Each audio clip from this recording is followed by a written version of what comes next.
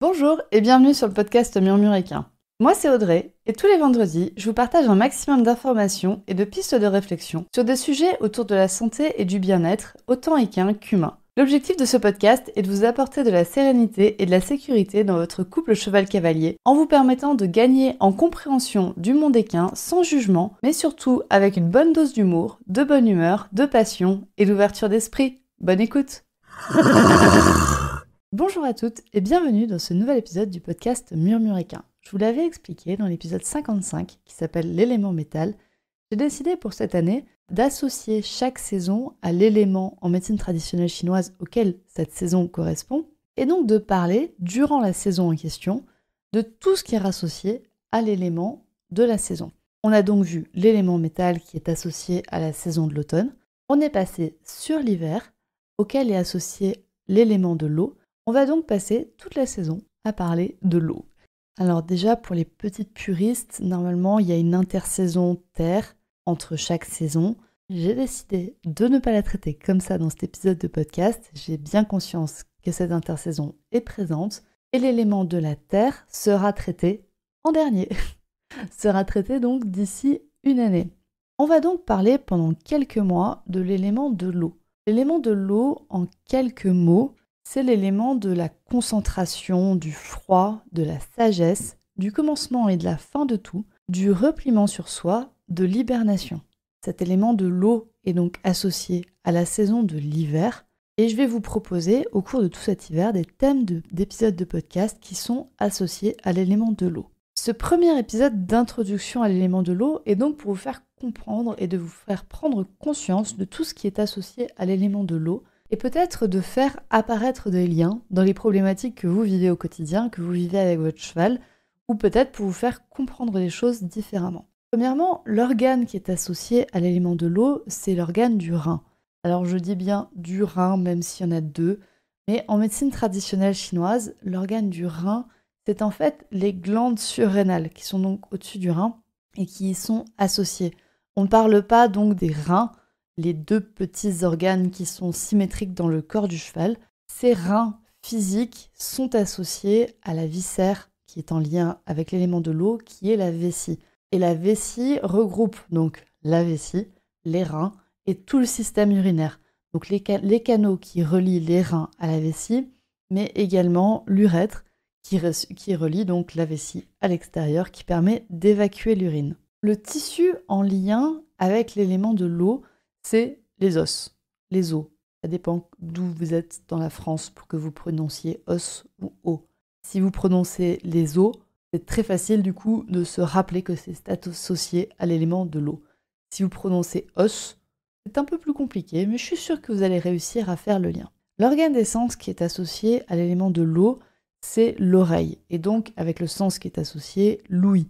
Je vous l'ai dit, si l'élément de l'eau est associé avec le système urinaire, forcément, le liquide qui est associé à l'élément de l'eau, ça va être les urines. Et donc, pour finir le tour, l'émotion qui est associée à l'élément de l'eau, c'est le courage, la témérité, mais aussi, à l'inverse, la peur. Parce qu'un manque de courage entraîne un excès de peur, et un manque de peur entraîne un excès de courage, et donc ce qu'on appelle de la témérité, qui est du courage sans réflexion derrière. Donc si vous avez un cheval qui a peur de tout, ou au contraire, un cheval qui n'a peur de rien, mais vraiment, vraiment de rien, ça peut être des signes de déséquilibre de l'élément de l'eau. Avant de parler des signes de déséquilibre, je vais vous parler des signes d'équilibre de l'élément de l'eau qui vont vous permettre de comprendre ce que c'est qu'un cheval en bonne santé pour son élément de l'eau.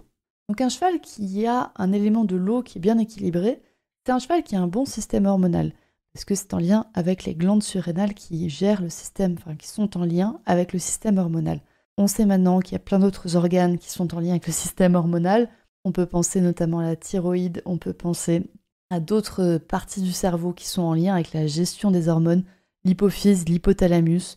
Les Chinois, malheureusement, considéraient que le cerveau était une entraille curieuse, et donc ils ne savaient pas trop à quoi ça servait. Ils n'avaient pas été poussés jusque-là, donc le système hormonal est géré par l'élément de l'eau. Mais bien sûr que maintenant, avec les connaissances qu'on a, n'oublions pas que c'est une médecine qui est très très ancienne. Donc maintenant, la médecine moderne a pu compléter, a pu confirmer, compléter, amplifier les savoirs qu'on a grâce à la médecine traditionnelle chinoise. Un signe d'équilibre de l'eau, c'est également un squelette qui est en bonne santé et un squelette qui est en général assez élancé. Ça va être des animaux qui sont en général hauts sur pattes, qui sont longs et qui ont par contre un squelette, donc comme je vous l'ai dit, en très bonne santé.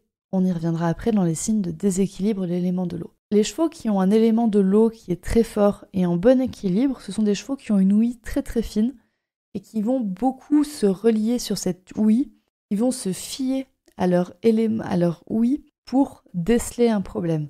Les chevaux utilisent quand même beaucoup l'ouïe pour identifier leur environnement, mais pas tant que ça. Il y a d'autres animaux qui utilisent beaucoup plus l'ouïe. Un cheval qui a un bon élément de l'eau et qui a un élément de l'eau en bonne santé a un bon système urinaire. C'est-à-dire qu'il ne va pas faire de calcul urinaire, il ne va pas avoir d'infection urinaire, il ne va pas avoir ce genre de problématique-là. Il va avoir une bonne évacuation aussi des urines. C'est un animal qui n'urine ni trop peu. Et encore une fois, je vous le répète, c'est un animal qui a des os solides. Donc par là aussi, je veux dire que c'est en général un animal qui n'a pas d'arthrose. Un autre signe d'équilibre de l'élément eau, c'est des chevaux qui sont courageux, qui n'ont en général pas peur, ou qui ont moins peur que d'autres chevaux. Ces chevaux ont également un bon système immunitaire, et ils sont d'une grande sagesse. Ça va être un peu des maîtres Bouddha. Vous voyez, ça va être le cheval qui est posé, qui est calme, qui sait où il va. Le maître, alors pas Bouddha, mais plutôt le maître de... Vous voyez mince, c'est pas un petit rat dans Kung Fu Panda, le maître Kung Fu. Eh ben, il pourrait être avec un élément de l'eau très équilibré. Et ça va être, pour finir, des chevaux qui ont une très très bonne endurance. Ils ont un système hormonal qui est au taquet. Ils ont des bons os. Ils ont un bon squelette. Donc en général, ils récupèrent très bien. Ils évacuent aussi très très bien les déchets par leurs urines. Donc c'est des chevaux qui ont une très bonne endurance. On les retrouve d'ailleurs souvent en endurance. C'est un domaine dans lequel ils vont exceller. Voilà donc pour les signes d'équilibre de l'eau. Donc forcément, alors ça fait un peu liste de courses dans tous les sens, etc. C'est toujours en lien avec ce avec quoi l'eau est associée. Donc c'est avec les os, avec le système hormonal, avec l'ouïe, le système urinaire et l'émotion du courage. Si on les reprend du coup et qu'on a des signes de déséquilibre, donc qu'est-ce qui vous fait dire « mon cheval est peut-être en déséquilibre haut », ça va être des chevaux qui ont des problèmes de régulation hormonale, ça va être des chevaux qui font de l'arthrose, qui font de l'arthrite, ça va être des chevaux peut-être naviculaires, ça va être des chevaux qui n'entendent pas, qui sont sourds. On l'identifie quand même très très peu chez les chevaux. Ça va être des chevaux qui vont faire des calculs rénaux, ça va être des chevaux qui vont avoir très très peur et qui vont avoir une mauvaise endurance et un mauvais système immunitaire. Tout ça, ça peut être des signes de déséquilibre de l'élément de l'eau. Et donc tout ça, bien évidemment, ça va être des sujets qu'on va aborder au cours de la saison qui va venir. On va parler de système hormonal, on va parler d'arthrose, on va parler de l'émotion du courage, on va parler de système immunitaire. Et puis il y aura quelques petites surprises parce que en parlant de l'eau, j'ai un peu envie quand même de vous parler écologie et écologie dans le milieu équestre. Donc on parlera aussi de ça. On dévie un peu de la médecine traditionnelle chinoise, mais c'est pas grave, on reste dans l'eau. Et donc, qu'est-ce qu'on va pouvoir aborder ? Donc, quelles sont les pathologies en lien avec l'eau ? Quand est-ce qu'on se dit, là, il y a peut-être un déséquilibre avec l'eau ? Ça va être quand il va y avoir aussi des problèmes hormonaux.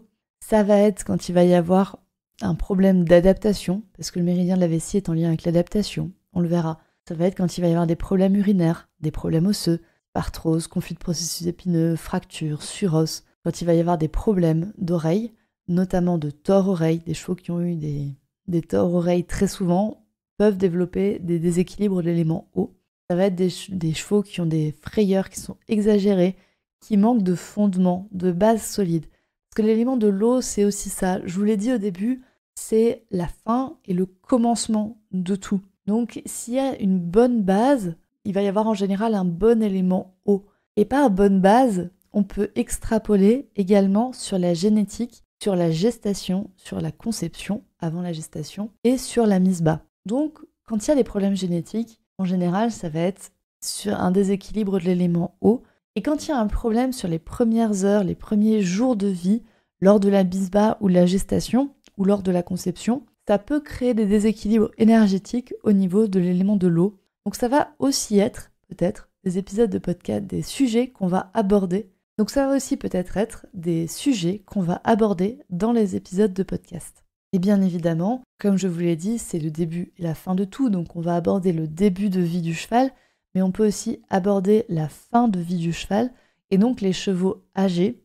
Et ce sont, si vous l'avez remarqué, en général des chevaux qui ont beaucoup plus de difficultés à passer l'hiver que d'autres chevaux, parce que c'est pas forcément la bonne saison. C'est la saison où l'élément de l'eau est amplifié. Donc si votre cheval est en équilibre, son équilibre est amplifié et va avoir encore plus de qualité de l'élément de l'eau.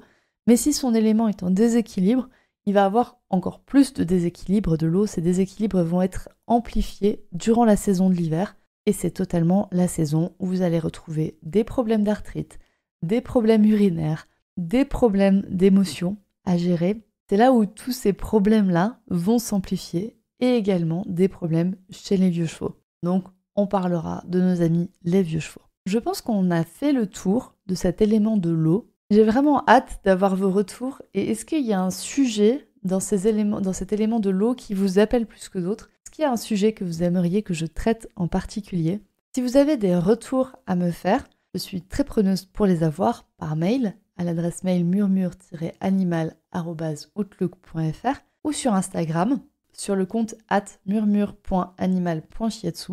Sur ce compte Instagram, je vous invite à m'y rejoindre parce on va aussi avoir plus d'illustrations. L'avantage du podcast, c'est que c'est parlé. L'inconvénient, c'est qu'il n'y a pas d'image. Donc les images, vous allez pouvoir les retrouver sur Instagram, donc sur le compte @murmure.animal.shiatsu. Je suis vraiment curieuse d'avoir vos retours. J'espère que ce format vous plaît toujours autant et à très bientôt pour aborder les problématiques en lien avec l'eau. Bonne journée! Et voilà, c'est la fin de cet épisode du podcast Murmure Équin. J'espère que cet épisode vous a plu. Si c'est le cas, n'hésitez pas à venir me le dire sur Instagram ou par mail. Vous pouvez aussi partager l'épisode à une personne qui veut en apprendre plus sur les chevaux. Et si vous avez envie de soutenir un média qui a comme ambition de propager le savoir au plus grand nombre et ainsi d'améliorer la vie de nos compagnons à crinière, vous pouvez le faire dès aujourd'hui en faisant un don sur le compte Tipeee du podcast Murmure Équin. Je vous laisse donc le lien de mon compte Tipeee dans la description de cet épisode et je vous remercie au plus profond de mon cœur si vous m'aidez dans le projet fou de ce podcast qui est de rendre le savoir équin toujours plus accessible pour tout le monde. On se retrouve vendredi prochain pour un nouvel épisode. À bientôt!